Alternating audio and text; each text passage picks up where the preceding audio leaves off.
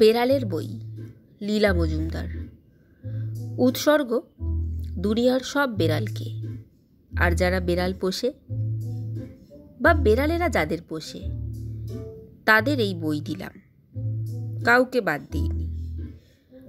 ধোলো বেড়াল, কালো বেড়াল, বদ বেড়াল, ভালো বেড়াল, গেছে বেড়াল, মেছো বেড়াল, এদের বেড়াল, তাদের বেড়াল, নাম জানি না কাদের বেড়াল, সবাইকে এই বই দিলাম। ইতি লীলা মজুমদার। এক বেড়াল বলে বেড়াল। দুনিয়ায় কোনো দুই বেড়ালে সহজে মিল হয় না, যদি বা হয় তার চাইতে না হওয়াই ছিল ভালো। ওদের চোখের পলক ওপর থেকে নিচে পড়ে কি না পড়ে, অথচ চোখের মনির দুপাশ থেকে ঠিক যেন দরজার দুটি পাল্লা আস্তে আস্তে বন্ধ হয়ে যায়। শান দেওয়া বাঁকা নখ থাকে, থাবার খাপে গোজা নরম নরম গা, আর গলায় মিউ মিউ ডাক। তবু বলি সাবধান, আমার ছেলেবেলা কেটেছে পাহাড়ি শহরে। পাহাড়ের গায়ে ঘন বন, নানা পাখি ডাকে, খ্যাক শেয়ালে জানান দেয়, শোষো বাতাস বয়, কুলকুল নদী ছোটে, ঝমঝম বাদল করে, নদী ফুলে ফেপে ওঠে, পাগলা হাতির মতো ঝাঁপায়, মাটি কাঁপে। পাহাড়ের ঢালে আমাদের বাড়ির টিনের চালে বড় বড় শালিক নাচে। ধোঁয়া বেরোবার চিমনিতে দ্বারকাক বসে হেরে গলায় বলে আ আ। বাগানে ফুলের বাহার, গাছে গাছে বিলিতি ফল, ন্যাশপাতি, পিচ, অ্যাপ্রিকট, তুত ফল। চাঁদনি রাতে বিশাল ডানা মেলে বড় বড় বাদুড়রা আসে পাকা ফল খেতে। সকালবেলা পাখির ডাকে কান ঝালাপালা, তারাও বাদুড়ে আছড়ানো পাকা ফল খেতে আসে। সারাদিন তাদের পায়ের খুরথুর তুরতুর শুনতে পাই। আমরা মুরগি পুষি, পায়রা পুষি। কালামানিক বলে আমাদের ঘোড়া আছে, সে ছোলা খায়, গুড় খায়, কর্কচ নুন খায়। এরা সব থাকে ঘরের বাইরে, আর অন্যদের বাড়ির ভেতরে যারা বাস করে আমাদের বাড়িতে তারা ঠাঁই পায় না। বড়রা বলেন ছি, ওরা বড় নোংরা। নোংরা কোথায়? পুটিদের কালো বেড়াল বদমেজাজি হতে পারে, তবে নোংরা নয়। আদর করতে গেলে ফ্যাচ করে নখ বের করে, আঁচড়ে খুনোখুনি করে, তারপর আধা দিন ধরে চেটে চেটে নিজের আগা পাশা তলা সাফ করে। যেখানটার নাগাল পায় না থাবায় থুতু লাগিয়ে সেই জায়গাটা ঘষে নেয়। মোটেই নোংরা নয়, তা কে শোনে। এমনি করে বছর ঘুরে শীতকাল এলো। কি শীত, কি শীত! নদী নালার ওপর রোজ সকালে বরফের সর পড়ে থাকে। রাতে শুতে গেলে মনে হয় বিছানা বুঝি ভিজে সপ সপ। আমার পা দুটো হিম, কিছুতেই গরম হয় না। দিদি আমার পাশে শোয়, তার পা গরম, তবু কিছুতেই ওর পায়ে আমার পা সেঁকতে দেয় না।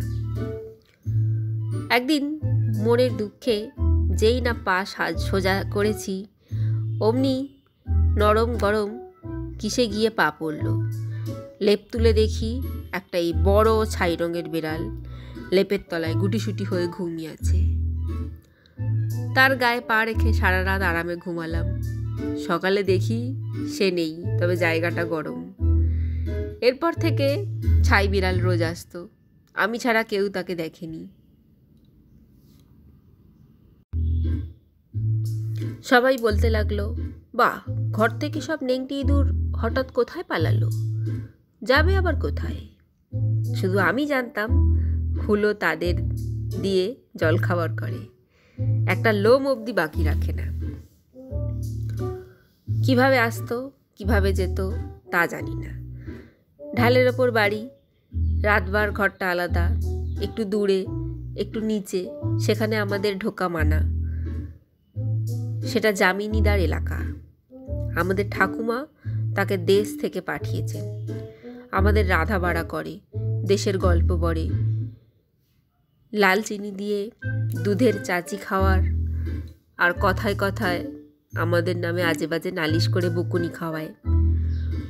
একদিন সে মাকে গিয়ে বলল, আমি যখন বড় বাজারে গেছি তখন পোলাপানরা পাকঘরে গিয়া ময়লা হাতে দুধের সর খাবলে খাইছে, সব দুধগুলার নাশ করছে। শুনে আমরা হাঁ। মা বললেন, দরজায় তালা দাওনি? তা দেখছি, জানালার জাল দেওয়া, ছোট জানালা, বড়ই ছোট, আর ছাদের সমান উঁচু। ওরা ঢুকলো কি করে? যামিনীদা মাথা চুলকে বলল, হ্যাঁ তো আমি কইতে পারতাম না, তবু কেউ খাইছে। এসব শুনে আমার একটু খটকা লাগলেও কিছু বললাম না। হুলো আমার উপকারী। এরপর তার বড় বার বেশি বেড়ে গেল। সকালে মাছ কিনে এনে কেটে কুটে ভেজে সেগুলো শিকেই তুলে রেখে যামিনীদা দুপুরে শুতে গেছে। বিকেলে রান্নাঘর খুলে দেখে শিকের দড়ি ছেঁড়া, শিকে ঝুলে আছে, নিচে মাছ ছড়াছড়ি, খিমচানো, খুবলানো। সুখের বিষয়, পেট পুড়ে মাছ খেয়ে ঘরের কোণে হাত পা মেলে তুলো ঘুমোচ্ছিল।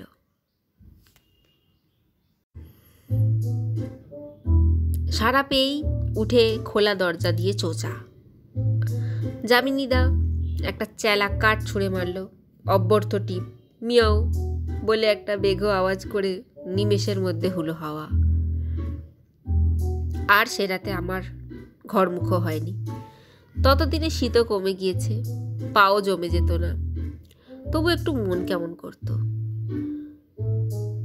পাশের বাড়ির কাউই সাহেবের বিলিতি বেড়ালের শখ ছিল। শুধু তাই নয়, তার 6 জোড়া বিলিতি বেড়াল ছিল। তার 1 জোড়ার লেজ ছিল না, তাদের জাতের লেজ থাকে না। তারা এক একজন এক এক বেলা ছোট 1 টিন মাছ খেত, 1 বাটি দুধ খেত। তারা গাছে চড়তে পারত না। হুলো একবার 2-1টাকে তাড়া করেছিল, শেষটা পালাবার পথ না পেয়ে বেড়ার ফাঁক দিয়ে আমাদের বাড়িতে বেচারির হাজির হলো। সোনালি গা, নীল চোখ, পিছন পিছন গোপ ফুলিয়ে হুলোও হাজির। তখন তারা অন্য পথ না দেখে খচমচ করে সামনের সরল গাছটার গা বেয়ে 10 হাত উঠে গেল। অথচ তারা কখনো গাছে চড়েনি। একটা ফ্যাকড়া ভালে পৌঁছে তারা ওকে আছড়ে দিয়ে মিয়াও মিয়াও ডাক ছাড়তে লাগলো। কিছুতেই নামতে পারে না। হুলো ততক্ষণে ফ্যাচর ফ্যাচর করে হাসতে হাসতে হাওয়া। শেষটা কাউই সাহেবের বেয়ারা এসে আমাদের মই লাগিয়ে গাছে চড়ে বেড়াল নামালো। তারপর মোটে একবার হুলোকে দেখেছিলাম। মনে হয় আশেপাশেই হয়তো আমাদের গুদাম ঘরের খড়ের চালের খুপড়ি জায়গাতেই আরামে থাকতো। ইঁদুরের অভাব ছিল না ওখানে। বাবার ঘোড়ার সহিস একদিন বিকালে আমাদের ডেকে নিয়ে গেল, বলল মজা দেখবে এসো। গিয়ে দেখি বাড়ির 12টা বেড়াল ওদের বাবুর্চিখানার বারান্দায় সারি সারি খেতে বসেছে। খানসামা এক একটা টিন খুলে এক একজনকে মাছ পরিবেশন করছে। হঠাৎ একটা ঝলকের মধ্যে কাটা ঝোপের মাঝখান থেকে বেরিয়ে সাই করে হুলো পয়লা বেড়ালের পাতের মাছটি তুলে হাওয়া। বেড়ালটা ক্যাও ম্যাও করে উঠতেই খানসামা তার কাছে ছুটে এলো, আর সে ফাঁকে হুলে আবার সাই করে লাইনের বেড়ালের শেষের বেড়ালের মাছটা নিমেষের মধ্যে ঝোপের মাঝখানে মিলিয়ে গেল। আমরাও খুঁজে দেখেছিলাম, পাইনি। এর কিছুদিন পরেই আমার বাবা বদলি হয়ে গেলেন। আমরাও শিলং থেকে চলে এলাম, আর হুলোকে দেখিনি। আমার মনে হয় সে তারপর যেখানেই থাকুক নিজের আরামের সুবিধা করে নিয়েছিল। আহা, সে সুখে ছিল আশা করি। এর মাঝখানে আমার জীবনের অনেকগুলো বছর কেটে গেছে। ছিলাম ছোট মেয়ে, হয়েছি আধবুড়ো, ছিলাম পাহাড়ে, থাকি কলকাতায়। গত 20 বছরে বেড়ালদের খুব কাছাকাছি আসতে হয়নি, তবে দেখেছি, শুনেছি। আমার শাশুড়ির ফুলি বলে একটা বেলাল্লি ছিল, সাদা সোনালি ডোরাকাটা, প্রায় কুকুর ছানার সমান বড়। মাছ খুঁড়তে খুঁড়তে শাশুড়ি উঠে গেলে সে মাছ পাহারা দিত। কেউ কাছে এলেই দাঁত খিঁচুত, না গেলে নখ দেখাতো। তবে অমন সাধু বেড়াল আমি দেখিনি। যাদের দেখেছি তারা সবাই একটু তাহলে খুলেই বলি, মন দিয়ে শোনো। ততদিনে আমরা কলকাতার চৌরঙ্গিতে একটা পুরনো 4তলা বাড়ির দোতলায় খানিকটা ভাড়া নিয়ে থাকি। বাড়িটা খোলামেলা, চমৎকার। সামনে ঝোলানো বারান্দার পিছনে খোলা ছাদ। সেখানে আমাদের 2টো বিলিতি কুকুর ঘুরে বেড়ায়। নালা দিয়ে একটা বড় বড় মেঠো ইঁদুর উঠে এলেই তাদের ধরে একটা ঝাঁকি দিয়ে ঘাড় মোটকে ফেলে দেয়, আর ছোঁয় না। আমাদের খোলা ছাদের ঠিক নিচেই একটা বড় দোকানের গুদাম, নানা রকম বিলিতি চিজ, শুকনো মাছ, নোনা মাংসে ভরা। গুদামটি হলো নেংটি ইঁদুরদের স্বর্গ। তারা খুরথুর করে পেছনে সিঁড়ি দিয়ে, নালা দিয়ে, ফাঁক ফোকর দিয়ে দোতলায় উঠে আসতো। কুকুররা কিছু বলতো না, তাদের সামনে এসে গোপ নাড়লেও না। ইঁদুরদের সাহস বাড়ল, তারা আমাদের ঘরে ঢুকে কিলবিল করতে লাগলো। দেখলেই আমরা তাড়িয়ে দিতাম, তবু বাড়িময় নেচে বেড়াতো, কিছু খেত না। গুদামে থাকে তারা, খায় দায় সেখানে। শহরের ইঁদুর তারা, যা তা মুখে রোচে না। এখানে আসতো হাওয়া খেতে আর ছানাপোনা পালবার নিরাপদ জায়গা খুঁজতে। শেষটা আমার বুড়ি দিদি একদিন রেগে মেগে প্যাটরা গুছোতে বসলেন। এখানে তারা টেকা দেয়, তিনি কাশি চলে যাবেন। তাহলে কে আমাদের পায়েস পিঠে পুলি করে খাওয়াবে? কি আর করি, তাড়াতাড়ি মেজদির বাড়ি থেকে একটা মোটা সোটা ছাই আর কালো ডোরাকাটা হুলো বেড়াল নিয়ে এলাম। পুরনো কথা মনে করে তার নামও রাখলাম হুলো। মেজদি বললেন, হুলো নিবি? খাবে দাবে, তোর ঘর, আর সারাদিন পাড়া বেড়াবে। ভাবলাম সেই ভালো।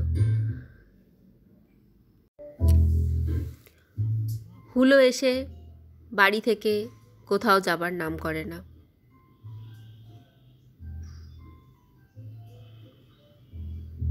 কেন করবে? এখানে বাড়িময় ইঁদুর কিলবিল করে। দেখতে দেখতে বাড়ি ইঁদুর শূন্য হয়ে গেল। বুড়ি দিদি মহা খুশি। ওই হলো কলিকালের শুরু। জিমি ব্রাউনির পাশে শুয়ে হুলো রোদ পোয়াতো। আমরা বলতাম, আহা, ও বড় ভালো। একদিন মাঝরাতে নিচের গলিতে সে কি ম্যাও ম্যাও, ফোজ ফোজ, খ্যাচর ম্যাচর, ইয়াও ইয়াও। আমরা ওপর থেকে ঘটি ঘটি জল ঢালতে, তবে না সে থামলো। পরদিন সকালে দেখি পূব দিকের পাঁচিলে হুলোর পাশে একটা কান কামড়ানো কালো বিড়াল রোদে বসে আছে। আমাদের দেখেই সে টুপ করে নেমে কার্নিশ বেয়ে কোথায় চলে গেল। হুলো তার সকালের দুধ রুটির বাটির কাছে গিয়ে বলল, মিয়াও। পরদিন থেকে রোজ পাঁচিলে বসে হুলো আর কালো বিড়াল রোদ পোহায়। কেউ কাছে গেলেই কালো পালায়। মাসখানেক বাদে আবার একদিন মাঝরাতে গলিতে ফ্যাচ ফোচ, ইয়াও ইয়াও। আবার জল ঢালা হলো। পরদিন পাঁচিলে হুলোর পাশে কালো, তার পাশে এক চোখ বোঝা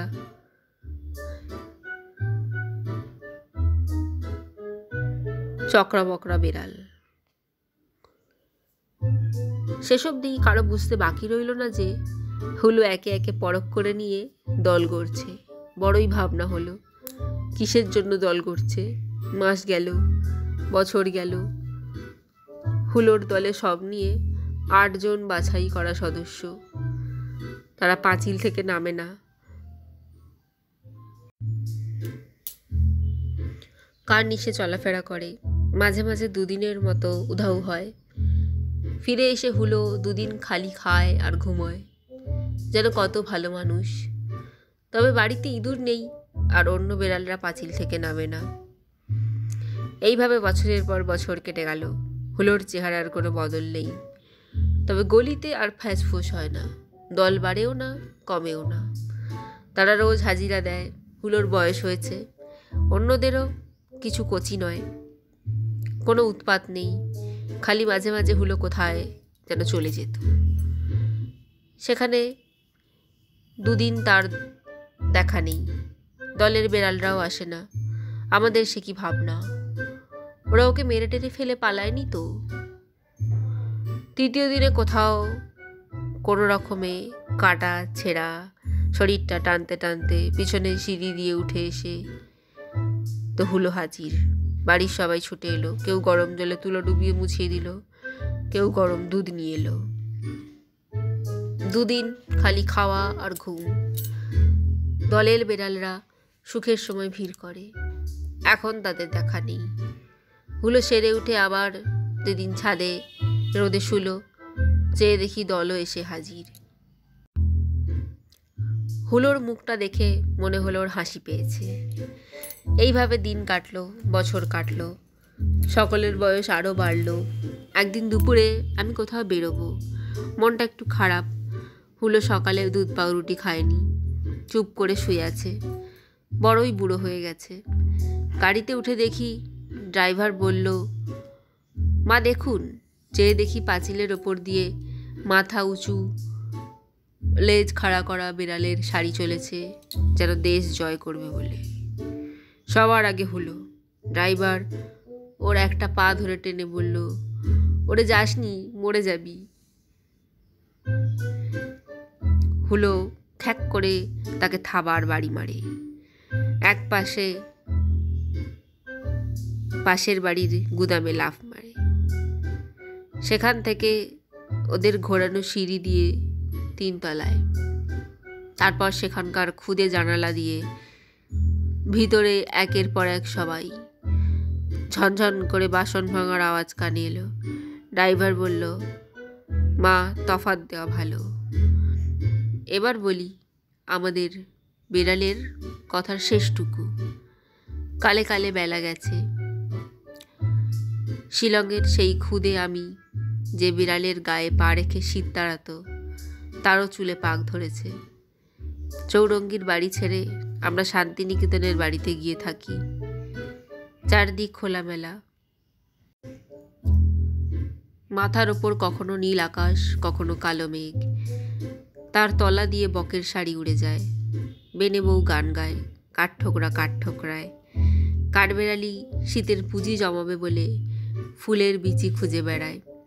ছোট ছোট দল বেঁধে পাড়ার কুকুররা বাড়ি বাড়ি ঘোরে, কোনো উৎপাত করে না। পাশের বাড়িতে এক কবি থাকেন, তাদের ফটক সদাই খোলা থাকে। কোনো পথের কুকুর না খেয়ে ফিরে যায় না। তাছাড়া তাদের বাড়িতে ছিল গোটা 7-8 রং বেরঙের বেড়াল। ছোট বেড়াল, বড় বেড়াল, মা বেড়াল, বাবা বেড়াল, ছানা বেড়াল, দাদা বেড়াল, দিদি বেড়াল। সব চাইতে গলাবাজ বেড়াল ছিল ওই দিদি বেড়াল। পাড়াময় তার ভাই বোন কিলবিল করে বেড়ায়। এর দুধ খায়, ওর মাছ খায়, বলে খায়, চড়ে খায়। আর বেচারি দিদি বেড়াল না খাওয়া ভুলে রোজ রাত পড়ার আগে আতিপাতি ঢুকে ভাই বোনগুলোকে জড়ো করে ঘরে তোলে। তারপর নিজের খাওয়া শোয়ার কথা ভাবে। আমরা থাকি কলকাতায়। 2 মাস বাদে আশ্রমে যাই। দিন 12 থেকে চলে আসি। কলকাতায় কাজ কম, কাজ কাম, তার বেশি থাকা হয় না। সেবার 2 মাস পরে গিয়ে দেখি কবির বাড়ি ভো ভো করছে। দরজা জানলার কপাট দেওয়া যেন গোটা বাড়ি চোখ বুজে রয়েছে। রান্নাঘরের সামনে গাছতলাতে মোড়া পেতে কত গল্প করেছি, একসাথে কত খাওয়া দাওয়া করেছি। কুকুর এসেছে, বেড়াল এসেছে, মাথার ওপর পাখি উড়েছে। সেই বাড়ির এই দশা, মনটা হু হু করে উঠল। কাছে পিঠের পড়শিরা বললেন ওরা তল্পি তল্পা নিয়ে চলে গেছেন। কুকুররা আর আসে না, বেড়ালরা কোথায় কেউ জানে না। মনে ভাবলাম হয়তো সব বিলিয়ে গিয়ে গেছেন। ভাবি 7-8টা বেড়াল কেই বা পুষবে, আছে বোধহয় ছড়িয়ে ছিটিয়ে, কি খায় কোথায় ঘুমোয় কে জানে। রাতে শুতে গিয়ে ভাবছি ওই দিদি বেড়ালের কি হলো। ওর যে দেবতার মতো স্বভাব ছিল, দুবেলা সে যে তার উড়ন চড়ে গোটা 5 ভাই বোনকে খুঁজে পেতে ঘরে না তুলে মাছের কাঁটাটিও দাঁতে কাটত না। আহা, সে কোথায় গেল। এইসব ভাবতে ভাবতে ঘুমিয়ে পড়েছি। মাঝরাতে চমকে উঠে বসে পড়েছি। ওই দিদি বিড়ালের ডাক শুনছি যেন। ও ডাক যে আমার চেনা। কড়ির লোকদের ডেকে বলি কি হবে, দিদি বিড়াল ঢুকবে কি করে, ঘরে যে তালা দেওয়া।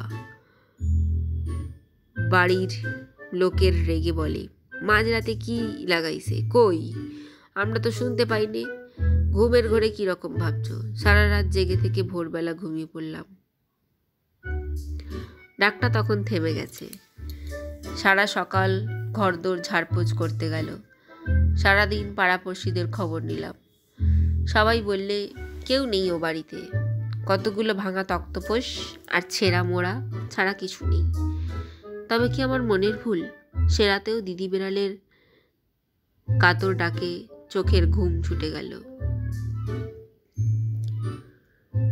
বাড়ির লোকদের কিছু না বলে কবির বাড়ির ওপাশে পুচকি বলে মেয়ের কাছে গিয়ে বললাম, হ্যাঁ রে, খালি বাড়িতে রোজ রাতে বেড়াল ডাকে, সে আবার কেমন কথা। পুচকি লাফিয়ে উঠল, তুমিও তাহলে শুনেছ? আমার ছেলেরা বলে ঘুমের ঘোরে ভুল শুনি। একবার দেখা দরকার। বাড়ির চাবি সুধা দাদার কাছে।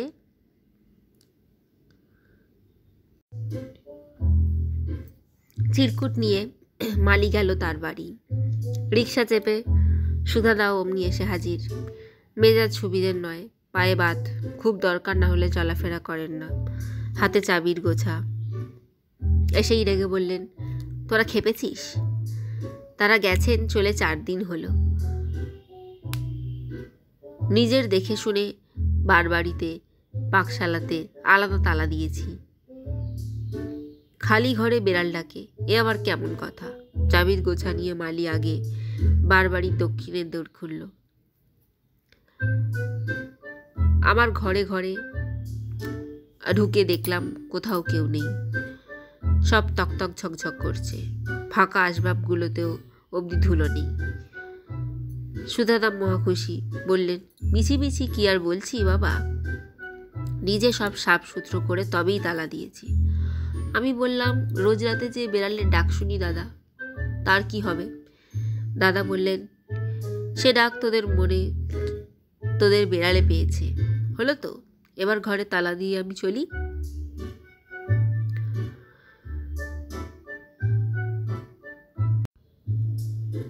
চলি আবার কি? পুচকে বলল, বাকশালটা দেখতে হবে না? দাদা বললেন, দেখবি আবার কি, ভোরের গাড়িতে গেছে তারা, চা অবধি খায়নি, রাতের খাওয়া পাঠিয়েছিল, চলি তবে। পুচকি আকাশ থেকে পড়ল, ও মা, চলি আবার কি, পাকশাল দেখব। বাড়ি আর পাকশালের মাঝখানে একটু ফাঁক, সেখানে ডালপালা মেলে চমৎকার এক শিশু গাছ মাথা উঁচু করে দাঁড়িয়ে আছে। পাকশালের দৌড়ে একটা তালা ঝুলছে। মালি সেটি খুলে দিল। সিকি মিনিট সব চুপ। সুধাদার গাল ভরা হাসি। তারপরেই বিকট ইয়ো আওয়াজ দিয়ে এক ঝলক আলোর মতো কি একটা ঘর থেকে বেরিয়ে এলো। একেবারে 10 হাত দূরে একটিবার মাটি ছুঁয়ে বিলকুল হা হয়ে গেল। চিনলাম তাকে, সে দিদি বেড়াল। এপার আর কেউ আর তাকে চোখে দেখেনি। সুধাদা তাজ্জব বনে গিয়ে বললেন, নিজের চোখে দেখে শুনে তালা দিলাম আগের রাতে, তা সে ঢুকলো কি করে? তখন আমার মনে পড়ল যে শুনেছিলাম ভাই বোনদের তাড়িয়ে এনে খাইয়ে দাইয়ে শুতে পাঠিয়ে দিদি বেড়াল সবার শেষে যদি দেখতো পাকশালে তালা পড়ে গেছে, তাহলে সে শিশু গাছ বেয়ে উঠে পাকশালের ছাদের কাছে খুদে জানালা দিয়ে এক লাফে নিচে নামতো। তার খাবার এক করে রাখা থাকতো, খেয়ে দিয়ে ওইখানে সে ঘুমিয়ে থাকতো। ভোরে পাকশালের তালা খোলা হলে বেরিয়ে আসতো। তার ভাই বোনদের বিলি করে তাকে ফেলে সবাই যে চলে যেতে পারে এ কথা সে একবারও ভাবতে পারেনি। মানুষরা সব পারে।